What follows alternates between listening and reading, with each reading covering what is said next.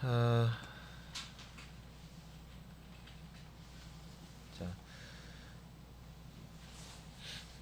그래서 이제 리턴을 시킬 때 어떤 값을 리턴을 시켜야 된다 그러면 리턴이 RETU, REN에는 이 키워드를 쓰고 뒤에 리턴할 값 혹은 뭐 수식, 뭐 리터럴, 뭐 변수 뭐 이런 것들이 올 수가 있고요. 뒤에 이제 그 리턴문 뒤에 아무것도 안 하는 경우가 있는데 이런 경우에는 강제적으로 이제 이 메소드 실행을 끝내고 메소드를 호출한 곳으로 되돌아가라 제어를 이제 넘길 때 요 리턴 뒤에 아무것도 없는 상태로 이제 사용을 할 수가 있습니다. 메소드 호출과 관련된 거 설명을 좀 드리겠습니다. 메소드는 클래스 내외부의 호출에 의해서 실행될 수가 있다. 자, 지금 이제 225페이지에서 228페이지 우리 교재 보고 있고요. 자, 이 메소드를 호출을 할 때, 자, 클래스 외부에서 호출을 하느냐, 클래스 내부에서 호출하느냐에 따라 가지고 코드가 좀 달라집니다. 먼저 클래스 내부에서 이제 호출할 때는 메소드의 이름을 가지고 바로 해당 메소드로 호출해서 쓸 수가 있어요. 예. 여기 이제 225에서 258 설명이고요. 그리고 이제 클래스 외부에서 이 메소드를 이제 호출하는 경우, 자, 이런 경우는 이제 객체를 생성을 먼저 해야 되고요. 그 다음에 이제 참조 변수의 객체의 주소, 참조 값을 저장을 하죠. 그러면 이제 이 참조 변수를 이용해서 객체를 접근할 수가 있고, 그렇게 이제 접근한 객체가 가지고 있는 메소드를 호출할 수가 있습니다. 자, 이것도 228페이지에서 229페이지에 있는 내용이고, 그래서 이 두 가지 이제 객체 내부에서 어떤 메소드를 호출한 것과 외부에 있는 클래스에서 다른 이제 클래스 객체 내부에 있는 메소드를 호출하는 거 코드가 어떻게 달라지는지 먼저 이 클래스 내부부터 볼게요. 메소드 이름으로만 호출할 수 있다. 자, 이렇게 이제 어떤 객체가 있어요. 이렇게 클래스로 찍어냈겠죠, 당연히. 자, 이 객체 안에는 이런 이제 run이라는 메소드, stop이라는 메소드, sound라는 메소드 같은 객체 안에 있어요. 여기 지금 하나의 객체 안에 있고요.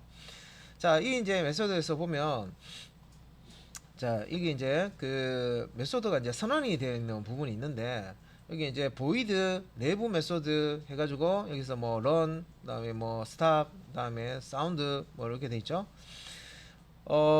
이 지금 같은 객체 안에 선언되어 있는 run이라든지 stop이라든지 sound라는 메소드를 호출하기 위해서 그냥 run, stop, sound 이름만 메소드 이름 주고 그죠?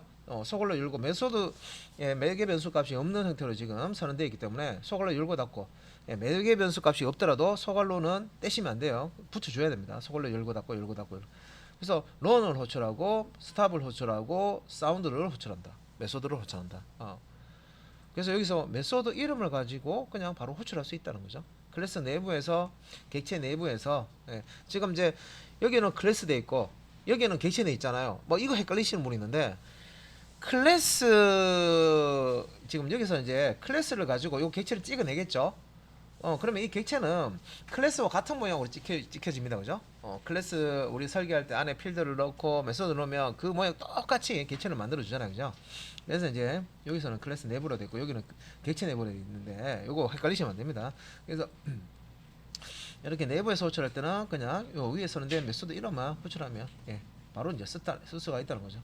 자, 그런데 클래스 외부에서 어떤 클래스가 있고요. 이 클래스의 외부에서 이 클래스 객체 이 메소드를 사용을 하겠다. 자, 객체 생성한 후에 참조 변수를 이용해서 호출을 해라라고 되어 있죠. 자, 그러면 이제 요 외부에 있는 자, 이게 이제 어떤 이제 클래스 다른 이제 클래스가 있어요.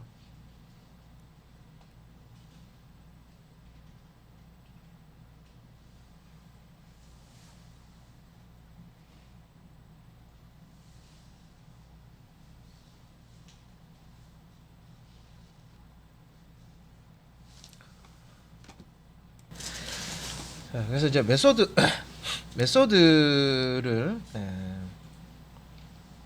자, 호출을 할 때 이렇게 이제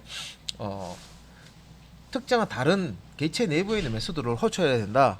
다른 클래스의 메소드를 호출해야 된다. 그러면 어떻게 해야 되느냐?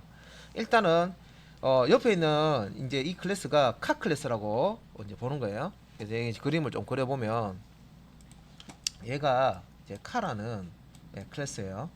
그러면 요 카라는 클래스에 일단 객체부터 만들어냅니다. 이게 이제 클래스면 그래서 new 카 소글러 요거 닫고 요게 이제 우리가 앞에서 배운 이제 생성자죠. 생성자 중에서도 소글러 안에 아무것도 없는 거를 뭐라 그러냐면 우리가 이제 디폴트 생성자, 디폴트 컨스트럭터 기본 생성자라고 그러죠. 그래서 이 기본 생성상에서 카라는 객체를 만들고요. 그 객체의 참조값을 카라는 참조 변수에 넣습니다. 근데 이제 이거는 제가 이런 식으로 앞에서는 되게 길게 설명드리는데 이제 어느 정도 이해를 하시면 제가 그냥 카 객체라고 불러버려요. 예. 카 클래스 타입의 카 참조 변수 안에는 카 클래스 생성자를 이용해서 힘 영역에 카 객체를 만들고 그 객체의 어드레스 값, 주소 값, 참조 값을 참조 변수에 저장해서 이 참조 변수 카를 이용합니다. 이런 식으로 앞에서는 얘기를 하는데 이제 이게 이해되면 그 다음부터는 카 클래스 타입의 카 객체 이런 식으로 하면 뭔지 아셔야 돼요, 그죠? 예. 그래서 이런 식으로 이제 카라는 이제 객체를 만들고 나서 여기서 요 얘기죠. 객체 생성 후 카라는 클래스가 있으면 카라는 클래스의 객체를 생성 후 이 객체 참조 변수를 앞에다가 이렇게 적고요. 여기 안에는 run을 호출하고 싶다 그러면 cat.run 하시면 되고요. 스탑을 메소드를 호출하고 싶다 그러면 cat.stop 메소드 호출하면 됩니다. 여기 카 클래스의 사운드라는 메소드를 호출하고 싶다 그러면 cat.sound. 그래서 이렇게 카라고 소문자 카라고 하는 이 참조 변수, 참조 변수가 객체를 가리키고 있습니다. 그죠? 만들어진 객체의 run 메소드 시행해라. 카 객체의 stop 메소드 시행해라. 카 객체의 sound라는 메소드 시행해라. 이런 의미로 사용이 됩니다.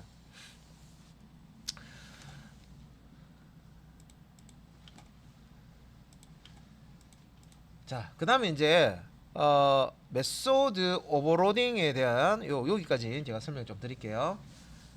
앞에서 우리가 클래스를 만들 때 작성할 때 이제 그 클래스 코드 안에는 생성자라는 메소드하고 비슷하게 생겼는데 하는 역할이 딱 정해져 있어요. 객체를 말 그대로 생성을 하고 객체가 생성이 되면 객체에 초기값을 주는, 초기화시켜주는, 객체의 이제 필드에다가 초기값을 주는, 초기화시켜주는 그런 역할하는 생성자라는 놈이 있다고 그랬죠, 그죠? 그 생성자 설명드리면서 생성자를 하나만 우리가 둘 수 있는 게 아니라 여러 개를 둘 수 있다 그랬죠? 그래서 매개 변수 값이 하나도 없는 생성자도 있을 거고 매개 변수 값이 뭐 한 개 있는 것도 있을 거고 두 개 있는 게 있을 거고 여러 개 있는 게 있을 거고 그래서 그런 이제 매개 변수가 하나일지 없을지 여러 개일지를 모르기 때문에 그런 이제 종류를 다 기술해 놓습니다. 그러니까 여러 개의 생성자는 클래스명하고 같다 그랬습니다. 그죠? 동일한 이름의 생성자가 여러 개 이렇게 만들어질 수 있다는 이런 개념이 오버로딩이라는 개념이에요. 오버로딩. 그래서 그 오버로딩 개념을 이 메소드에서도 씁니다. 오버로딩이라고 그러죠. 그죠? 그래서 메소드 이름은 같은데 메소드가 가지는 이 메소드 호출될 때 값을 하나도 안 받고 그냥 메소드 실행되는 것도 있고 값을 하나 받아서 실행하는 것도 있고 뭐 두 개 받아서 실행되는 것도 있고 여러 개 받아서 실행되는 메소드 형태가 있단 말이에요. 그럼 우리가 코드 작성할 때 이제 그런 부분이 이게 몇 개의 값이 넘어올지 모르기 때문에 미리 이런 이제 메소드 오버로딩이라는 개념으로 해서 동일한 이름의 메소드를 메소드 개수만 다르게 또 메소드의 타입만 다르게 혹은 메소드의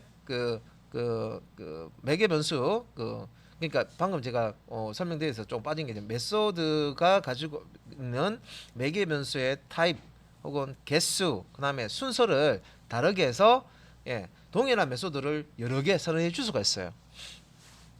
그게 이제 메소드 오버로딩이라는 거고요. 클래스 내에 요거 이제 설명해 놓은 거죠. 클래스 내에 같은 이름의 메소드를 여러 개 선언하는 거예요.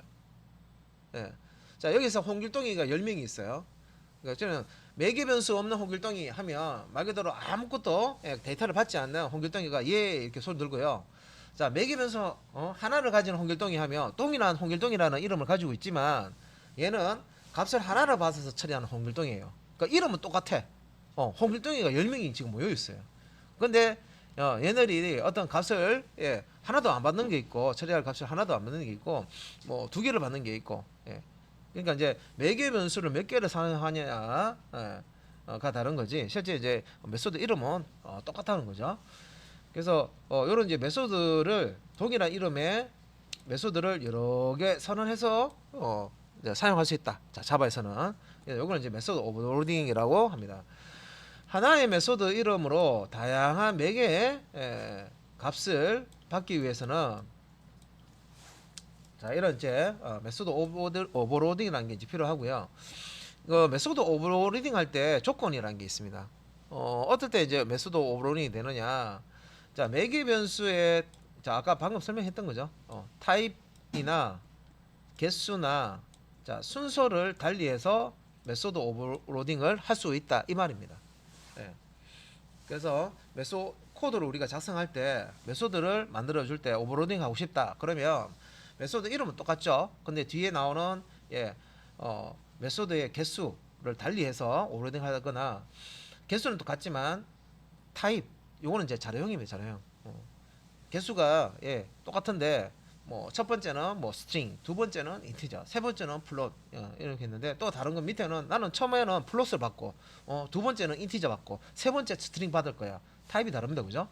그래서 타입 그다음에 이제 순서 순서 실제 이제 매개 변수 값을 받을 때 뭐 첫 번째는 뭐 컴퍼니 그러니까 뭐 회사 정보를 받고 두 번째는 자동차 모델 받고 세 번째는 뭐 자동차 최고 속도를 받는다 이런 식으로 해서 그죠 위치값 있죠 그죠 그런 이제 위치가 다른 경우 그래서 나는 처음에 자동차 최고 속도를 받고 두 번째는 뭐 어디서 생산했는지 그런 내용을 받고 그 다음에 모델을 받겠다 이렇게 위치값을 달리해서 메소드 오버로딩이라는 것을 구현을 할 수가 있습니다.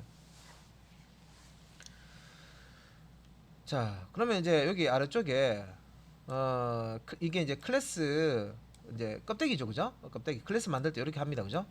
클래스 퍼블릭 클래스 클래스명 해서 중괄호 열고 중괄호 닫고 해서 이제 클래스 내부에 우리가 이제 작성되는 게 있죠. 멤버 필드로는 이제 멤버로는 멤버 필드 그다음에 생성자 멤버 메소드 이런 것들은 이제 작성을 해주는데 자 여기 지금 그림에 리턴 타입 메소드 이름 타입 변수 타입과 변수 이렇게 돼 있죠. 근데 이제 밑에 보시면 또 리턴 타입 메소드 이름 타입 변수 이렇게 돼 있는데 이게 무슨 말이냐면 제일 앞에 메소드 이름 앞에 오는 요 리턴 타입은 무관하다. 이건 뭐냐면 타입이 다르다고 해서 이 리턴 타입이 다르다고 해서 오버로딩을 하느냐 그건 아니라는 겁니다. 요 오버로딩 조건에서 보면 매개 변수의 타입과 개수와 순서를 따지지 리턴 타입의 이 타입을 보고 오버로딩을 하지 않는다는 거죠. 그래서 리턴 타입이 다르다고 해서 코드를 요 뒤에 건 똑같은데 리턴 타입 이거는 인터저고 이건 더블 타입 이런 식으로 하진 않는다.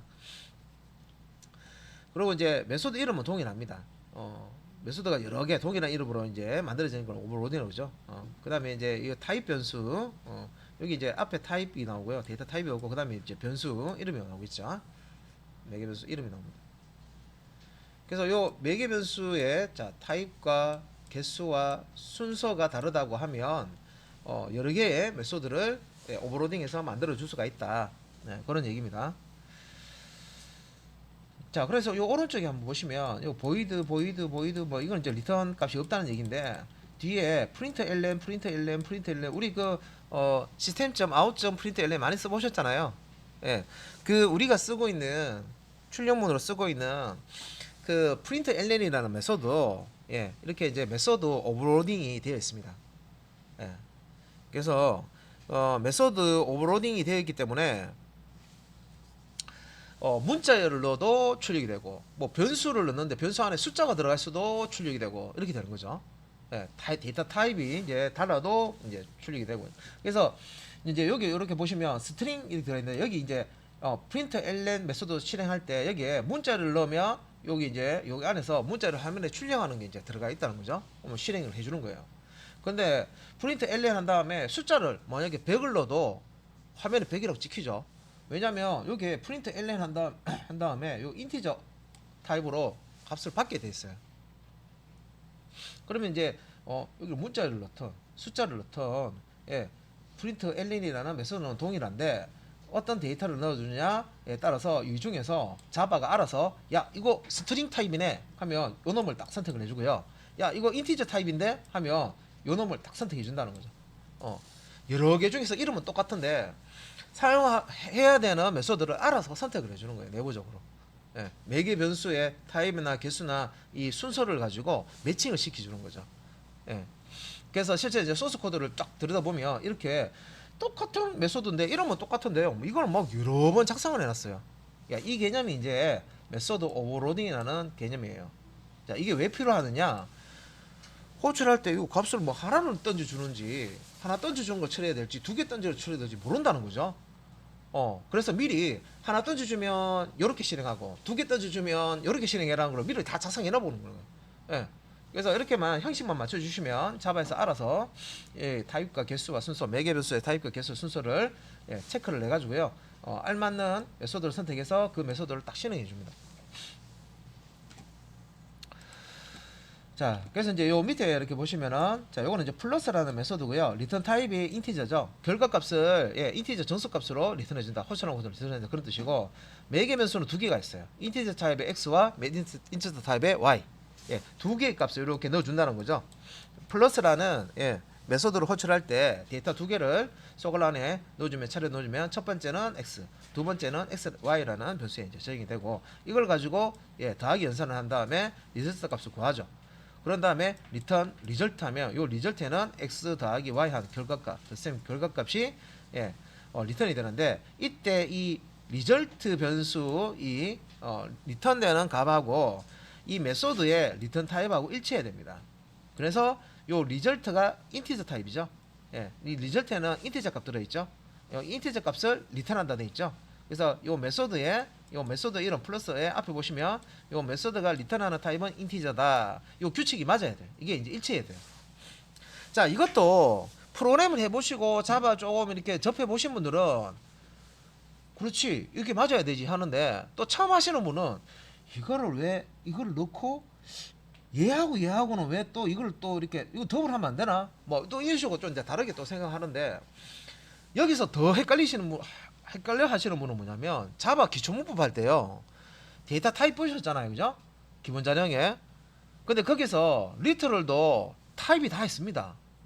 리터럴도 예, 인티저 타입이 있고 더블 타입이 있고 플롯 타입이 있고 다 있었잖아요, 그죠? 스트링 타입이 있고 차 타입, 캐릭터 타입이 있고 그 이 데이터 변수의 어떤 타입과 리터럴 타입이 안 맞으면 거기서도 또 오류가 난단 말이에요, 그죠?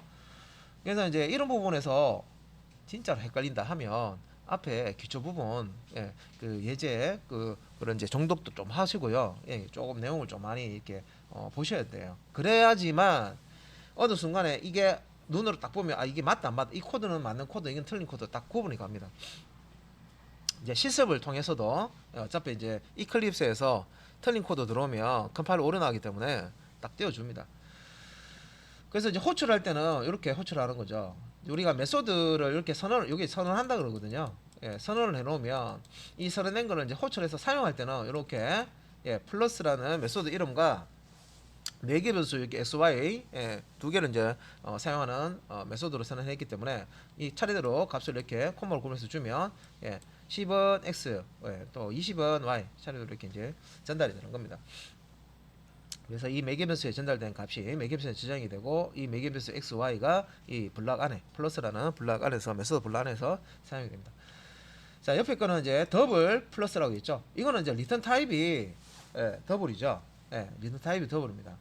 그래서 요거 같은 경우에는 예, 더블 x와 더블 y 그러니까 요 10.5라는 더블 값과 예, 20.3이라는 예, 더블 값을 x 변수와 y 변수 예, 매개 변수에 저장을 하는 거죠. 그래서 플러스 라는 예, 여기도 플러스 여기도 플러스 메소드 명은 같지만 얘는 인티저 값 두 개를 받아서 처리하는 메소드가 되겠고요. 요거 같은 이런 더블 값 두 개를 받아서 덧셈을 해주는 결과가 됩니다. 그래서 더블 더하기 더블 타입의 값, 이 실수 그죠? 예, 소수점의 실수값 더하기 실수 했으니까 결과도 실수 소수점이 나와야 되니까 더블 타입의 리절트로 받아서 자 리턴 리절트 하는데 이때 이 리절트의 타입은 뭐다? 예, 더블 타입이잖아요, 그죠? 그래서 메소드의 리턴 타입은 더블이라고 이렇게 작성을 해주는 게 규칙입니다, 그죠? 이 규칙을 모르시면 빨간색 뜨죠, 그죠? 예, 모르다로 뜹니다, 그죠?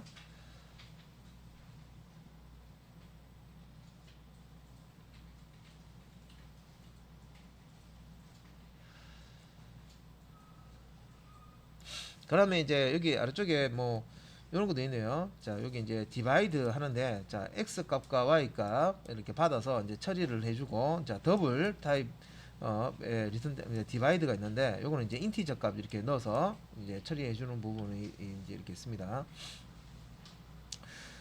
그런데 이제 뭐 이런 거 뭐 인티저 값은 요 10이고요. 더블 값은 뭐 20.3 이렇게 했을 때 이렇게 이제 뭐 이게 이제 플러스 자 여기 이제 함수를 호출을 하는데 메소드죠. 메소드를 호출하는데 x는 인티저고 y는 더블 타입이잖아요. 이렇게 이제 던져 주려 그러면 이거를 받는 곳에서 이게 이제 실행할 때 자 x 값은 정수값이니까 이게 좀 지우고 갈까요?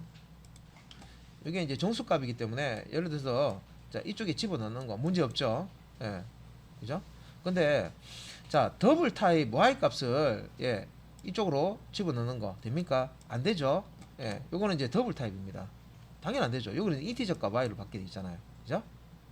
당연히 안 되죠. 그런데 요런 거. 자, 요 이제 인티저 값을 이제 더블을 그다음에 이제 그 그다음에 이제 그 더블 값을 이제 이렇게 이제 넣는다고 했을 때 여러분들 캐스팅 프로모션 기억나실지 모르겠지만 프로모션에서 자동형 변환 그 다음에 이제 큰 타입을 이제 작은 타입으로 바꾸는 캐스팅 강제형 변환 배우셨죠, 그죠? 그 개념이 또 여기서 또 사용되는 거야.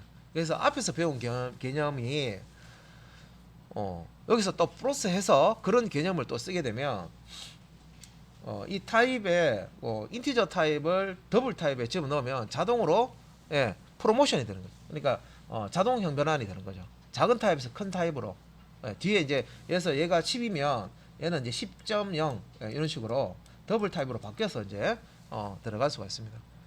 아 이거 어렵다 그죠?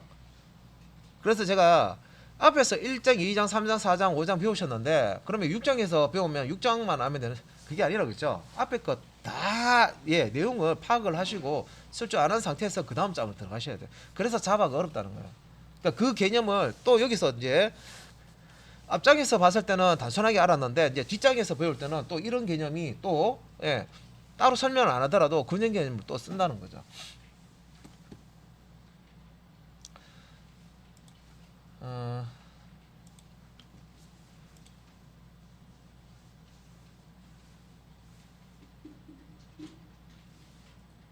그리고 여기까지만 이제 여기 지금 요 x 돼 있잖아요.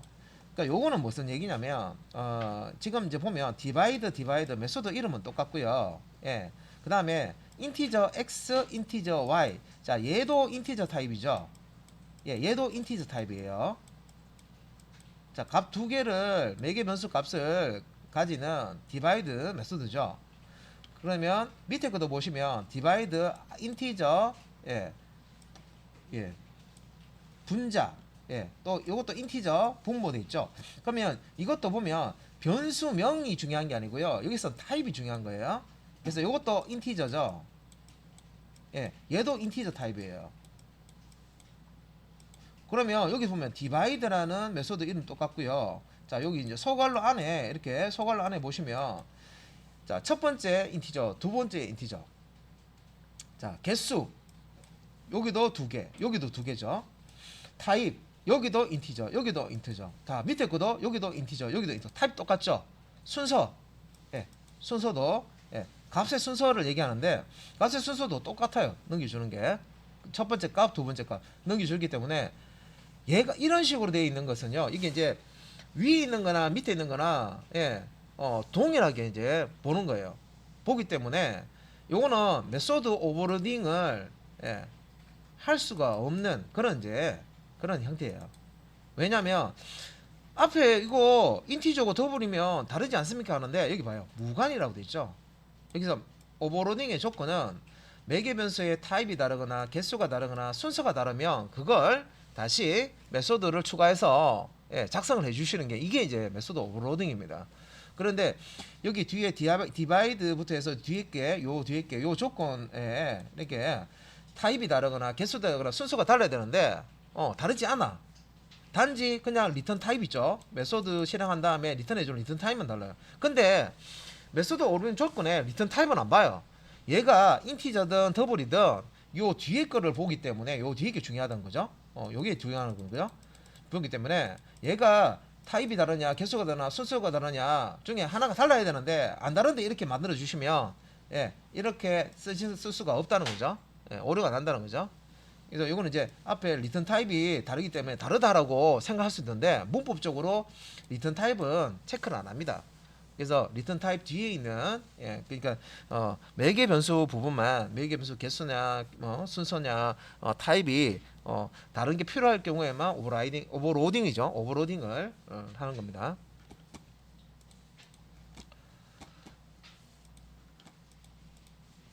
일단은 여기까지 일단 끊고요. 인스턴스 멤버하고 디스는 다음에 일단 보고요. 이제 실습 쪽의 코드를 같이 넘어가도록 하겠습니다.